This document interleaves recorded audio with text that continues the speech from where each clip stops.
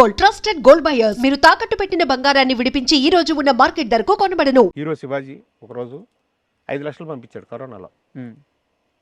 అంతకుముందు వివి వినాయక్ గారు 5 లక్షలు పంపించారు, పనిచేసాం. ఆయన ఒక వీడియో కూడా పెట్టారు, నాకు డబ్బులు పంపుతూ నా అకౌంట్లో వేస్తూ, ఎవరైనా నిజంగా అవసరం ఉంటే కాదంబరి దగ్గరికి వెళ్ళండి, నిత్యావసరాలకి నేను ఒక 5 లక్షలు వేలేసాను, అవి ఉన్నంత వరకు ఆయన చేస్తాడు అని రాయల్గా ఇచ్చారు ఆయన వినాయక్, వివి వినాయక్. శివాజీ అప్పుడు అంతకుముందు 1 లక్ష రూపాయలు పంపించాడు. శివాజీ రాజేనా? శివాజీ హీరో శివాజీ. అతను మన దగ్గర పెరిగిన సోల్ అది. నన్ను అన్నయ్య అనుకుంటూ అతని ఇంటర్వ్యూలో కూడా చెప్తాడు, పని ఇచ్చాడు, అన్నం పెట్టాడు అని చెప్తాడు. ఆ ప్రేమ ఈ రోజుకి అలాగే మా ఇద్దరి మధ్యలో ఆ రిలేషన్ అలాగే ఉంటుంది. చేస్తే నేను దీన్ని ఏదో ఒకటి చెయ్యాలి, ఏంటంటే ఆశావహులు కోట్లలో ఉన్నారు, మనం వేలల్లో మన దగ్గర డబ్బు ఉంది, ఎలాగా ఇది ఏదో ఒకటి చేద్దామని ఇమీడియట్గా ఒక అంబులెన్స్ చేసేద్దామని 5 లక్షలు పెట్టి, నేను మళ్ళీ 2,95,000 3 లక్షలు దగ్గర చేసేసి ఒక అంబులెన్స్ చేసి ఇప్పటికి రన్నింగ్లో ఉంది అది. సార్ శివాజీ చేసింది. అలా 2-3 అంబులెన్స్లు పెట్టి, జనరల్ ఫిజిషియన్ని పెట్టి, జనతా ఆసుపత్రిలో పెట్టి, అక్కడే కూరగాయలు అవన్నీ అక్కడే పండించి, పాడి అక్కడే పెట్టి, వాళ్ళతోటి వీళ్ళని క్లాస్ రూమ్స్లో పెట్టి, ఈ చనిపోబోయే ముందుండే వృద్ధులైన ఆ బాలల్ని దత్తత తీసుకోవాలని నా కోరిక. దాని పేరు Saparya. Okay, we care for uncared. Super ఉంది tag. Saparya, we care for uncared. ఈ సపర్య అనే ఆశ్రమం పెట్టాలనేది నా కళ, నా ఆరాటం, నా జీవనం, నా ఫైనల్ అదేగా. ఫైనల్ అదే. అది దాని తర్వాత ఎప్పుడైనా పర్లా, అప్పటి వరకు కదిలేదే లేదు. అంటే ఒక మంచి కార్యక్రమం సార్, మనసులో ఉంది, అది ఖచ్చితంగా ఎగ్జిక్యూట్ అవ్వాలని నేను మనస్ఫూర్తిగా కోరుకుంటున్నాను.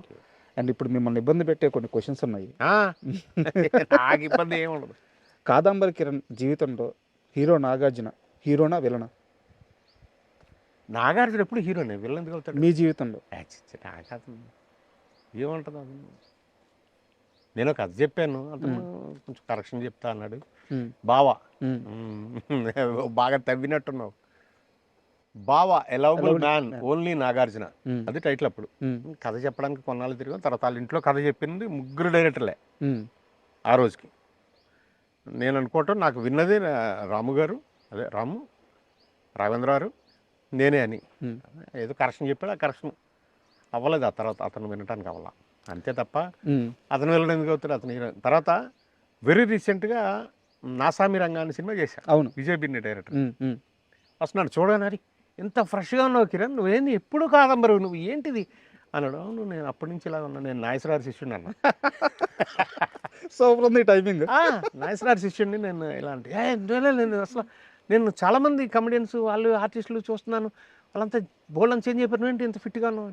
అలాగే రామ్ చరణ్ కూడా శంకర్ గారి సినిమా గేమ్ చేంజర్, అక్కడ అవుట్డోర్లో ఉన్నాం పంజాబ్ దగ్గర. అక్కడ సడన్గా చూస్తారు, సార్ ఏంటి సార్ మీరు ఏంటి అంత ఫిట్గా ఉన్నారు, ఏంటి అంత అలా అబ్బాయి. అలా వీరిమే దట్స్ ఆల్. అంటే ఎందుకు ఈ క్వశ్చన్ ఇంత స్ట్రాంగ్ అడిగానంటే, నేను ఒక 1.5 క్రితం చంద్ర గారిని కలిశాను. ఎవరిని? చంద్ర గారిని. నాగార్జున గారు మేకప్ మ్యాన్. ఫస్ట్ ఆల్ బావా మేకప్ మ్యాన్ ఉండేవారు, రాము గారు. చంద్ర గారిని కలిశాను. చంద్ర గారు మీ గురించి నాకు చెప్పింది ఏంటంటే, మీరు నాగార్జున గారిని కలవడానికి సెట్లో చెట్ల కింద, పొట్ల కింద, గోడల మీద గంటలు ఎన్ని సంవత్సరాలు ఎదురు చూశారు, ఎంత కష్టపడ్డారు, ఎంత ఓపికగా అలాగే నిలబడి ఉండేవాళ్ళు నాకు తెలుసు. అయినా కానీ మీరు అనుకున్న పని జరగలేదు, అది జరగదు అన్న క్లారిటీ కూడా మీకు ఈ రోజుకి రాలేదు.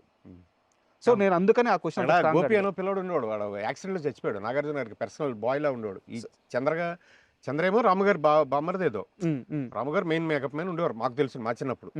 మేము కృష్ణరాజు గారు ఫాలోవర్స్. ఎవరు? రాము గారు ఫాదర్, రామ్ గోపాల్ గారు ఫాదర్ కృష్ణరాజు గారు. ఆయన ద్వారా నేను నాగేశ్వరరావు ఫ్యాన్గా. తో నేను అక్కడ కనపడి చంద్రకి గోపికి కనపడి పలానా చోట నేను ఉంటాను అని బాబు కనపడి వెళ్ళిపోయేవాడిని. అంటే నేను వచ్చినట్టు అతనికి రిజిస్టర్ చేసి దాక్కునేవాడిని. అదే వెళ్ళి సెట్లో ఉండలేం కదా, అందులో పొజిషన్ లేనప్పుడు అసలు ఉండకూడదు. ఎక్కడ ఉంటే పాపం అతను కాదు, అరే కాదంబరి వచ్చారు ఎక్కడ ఉన్నాడు చూడండి అన్నప్పుడు గోపి చంద్రకి చెప్తే చంద్ర పంపించేవాడు నా దగ్గరికి. ఈ లోపల నాకు అక్కడ కాఫీ రావటం, ఏదైనా టైం పాస్ అలా చాలా కాలం ఉన్న తర్వాత చెప్పాను చివరి కథ నాగార్జునకి చెప్పాను. ఆయన విన్నాడు. కొంత ఏదో ఒక 2 సీన్లు ఏదో 3 సీన్లు ఏదో కరెక్షన్ చెప్పాడు, అంతే. అదంతా గతం. అంటే సార్ ఇది మీతో కలిసినప్పుడు అలాంటి విషయాలు లోడకపోతే ఒక యాంకర్ గానో జర్నలిస్ట్ గానో సాటిస్ఫాక్షన్ ఉండదు. నా దగ్గర ఇంకా దీని మీద ఇంకో క్వశ్చన్ ఉంది. నాగార్జున గారు మీతో సినిమా చేయడానికి ఒకానొక సమయంలో ఆల్మోస్ట్ రెడీ అయిపోయి పబ్లిక్గా అనౌన్స్ చేశారు. ఆయన అనౌన్స్ చేశారు. చేశారు. కానీ నాగార్జున గారికి అతిపెద్ద హిట్లు ఇచ్చిన ఒక స్టార్ డైరెక్టర్ ఆపాడు. నిజమా అబద్ధమా? నాకు పేరు చెప్పొద్దు, నిజమా అబద్ధమా చెప్పండి. అది ఆపాడు అనటం కంటే ఆగిపోయిందంటే బెటర్. ఏం చేస్తాం ఇప్పుడు, అతను ఒక్కడ అలా కూర్చుని ఉంటే 15 మంది చుట్టూరు ఉన్నారు. సార్ దత్ గారు ఉన్నారు, రామారావు కేఎస్ రామారావు ఉన్నారు, మణిశంకర్ గారు ఉన్నారు, శివలం కృష్ణప్రసాద్ గారు ఉన్నారు, గోపాల్ రెడ్డి గారు ఉన్నారు, కేఎల్ నారాయణ గారు ఉన్నారు. ఇంతమంది చుట్టూరు అందరు ఉంటే ఒక్క నిమిషం ఉండండి మీకు ఒక అనౌన్స్మెంట్ చెప్తాను, ఓ సినిమా వేస్తున్నాను అని చంద్ర ఎక్కడ ఉన్నాడు కాదమ్మనంటే పలానా చోట పిలిచారు. పిలిస్తే నేను బాబు చిన్నబాబు అనేవాడు. చిన్నబాబు ఏంటి నాగార్జున పిల్ల అని ఉన్నాను. మాకేంటి చిన్నబాబు అని నా ఆశీర్వాదాలు ఎలా పిలుస్తారు అలాగా అలా ఉండేది. ఏంటి సినిమా అంటే మన టైటిల్ ఏంటి, నేను ఈయనకి పల్లెటూరు బ్యాక్డ్రాప్లో సినిమా చేస్తున్నాను, ఇతనికి ఇచ్చాను సినిమా, టైటిల్ చెప్పంటే బావా ఎ లవబుల్ మ్యాన్ ఓన్లీ నాగార్జున అన్నా నేను. అందరు క్లాప్సిల్లు. అంటే అన్నీ మన ఫేట్లు కూడా ఉంటాయి పాపం వాళ్ళని అనుకునే. ఆ రోజు చేస్తే ఒకలా, చేయకపోతే ఇలా, అంతే. అలా ఎన్నో జరిగింది. చాలా రిలయబుల్ సోర్స్ నుంచి తెలుసుకున్నాను, అందుకని అడిగాను. లేదు ఫ్యాక్ట్. ఇప్పుడు నేను నా శిష్యులు కూడా అందరు కృష్ణానగర్లోనే ఉండేవారు, నేను ఎక్కడ ఉండేవాడిని.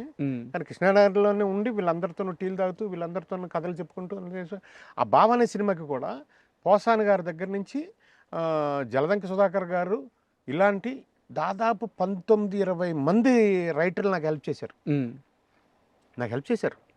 అంటే వాళ్ళు పోసాని గారు ఏమనేవారు తెలుసా, నువ్వు 4 to 5 కానీ 5 to 6 కానీ 1 hour రాగలుగుతావు అనేవారు. పోసాని దగ్గరికి వెళ్ళిపోయాను. నాకు అంటే స్నేహితులు వీళ్ళంతా సార్. వెళ్ళిపోయా అన్న ఈ సీన్ ఇలా అనుకుంటున్నాను, ఇలా దాన్ని కరెక్షన్ చేసి దీని తర్వాత ఇలా చేయాలి ఇలా చెప్పేవారు. ఆదిత్య గారని చనిపోయారు, ఆయన బాలచంద్ర గారి శిష్యుడు, డైరెక్టర్ కూడా.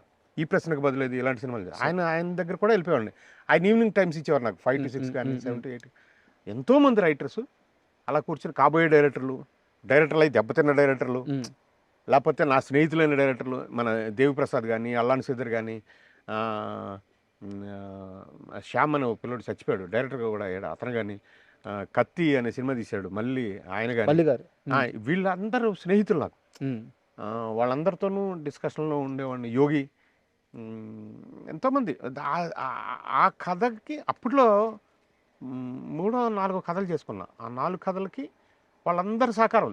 మరుదురాజా గారు కానీ, మరుదురాజా గారితో ఒక కథ చేసి ఒక హీరోయిన్, 9 మంది కమెడియన్స్, రమకృష్ణ గారు అక్కడికి ఎక్కడికో వెళ్ళి కథ చెప్పాం. ఒంగోలు ఎక్కడికి వెళ్ళాం, అక్కడికి వెళ్ళి కథ చెప్పొచ్చాను నేను, భరణి గారు, ఆయన మన మరుదురాజా గారు, ఆవిడతో చేయాలి. అప్పుడే పెళ్ళి ఉన్నాయి అప్పటికి. వాళ్ళకి నేను వాళ్ళ ఫ్యామిలీ, వాళ్ళ ఫాదరు, మదరు, వాళ్ళ సిస్టర్ వాళ్ళందరూ కూడా బాగా అభిమానించేవారు నన్ను. సార్ రమకృష్ణ గారు వాళ్ళు, అలాగే సౌందర్య గారు బ్రదర్ అమరు, వాళ్ళిద్దరి దగ్గర కూడా బాగా దగ్గరగా ఉండేవాడిని. సార్ ఏంటో అవన్నీ కుదరలేదు, ఎందుకో చాలా ప్రయత్నాలు చేశారు. తెలుసు మీ ప్రయాణం అంతా తెలుసుకొని వచ్చాను సార్. చేశారు, చాలా ప్రయత్నాలు చేశారు. అలాగే బాబు మోహన్ గారి కొడుకుతో కూడా, బాబు మోహన్ గారి అబ్బాయితో కూడా సినిమా అనుకున్నాం. ఆయనతో తిరిగాను. మన బ్రహ్మానందం గారితో సినిమా అనుకున్నాం, సిటీ లైట్స్ సైలెంట్ మూవీ అనుకున్నాం. ఎందుకంటే నేను సైలెంట్ది ఒకటి పూరి స్క్రిప్ట్ చేశాడు, ఇద్దరు స్క్రిప్ట్ చేసాం. మాటలు అతను అదే స్క్రీన్ ప్లే అతను చేశాడు, నేను డైరెక్ట్ చేశా. ఒకటి బడి తాతాజీ అని చనిపోయాడు ఒక ఆర్టిస్ట్, అతనితోటి సైలెంట్ 45 minutes టెలిఫిల్మ్ చేసాం.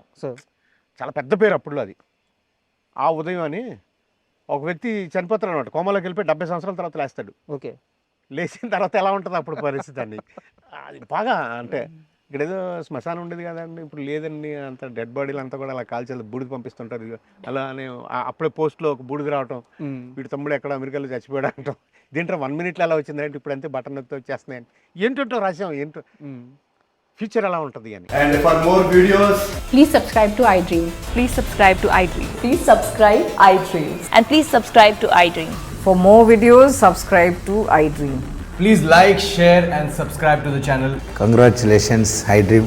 Subscribe to iDream. Subscribe to iDream. So subscribe to iDream Media. iDream ki iDream team andarki huge congratulations. Please subscribe iDream Media. Please subscribe to iDream. Subscribe iDream. Please subscribe to iDream. iDream అంటే నా కళల ఛానల్ను subscribe చేసుకున్న నోరు తిరుగుతలేదు, మీరైతే గంట గుర్తు కొట్టండి. For more such videos, please subscribe to iDream. Subscribe to iDream. Please subscribe to iDream. Please subscribe iDream Media. Please do subscribe to iDream. Please subscribe to iDream Media. For best entertainment and information, please subscribe iDream. And don't forget to subscribe to iDream.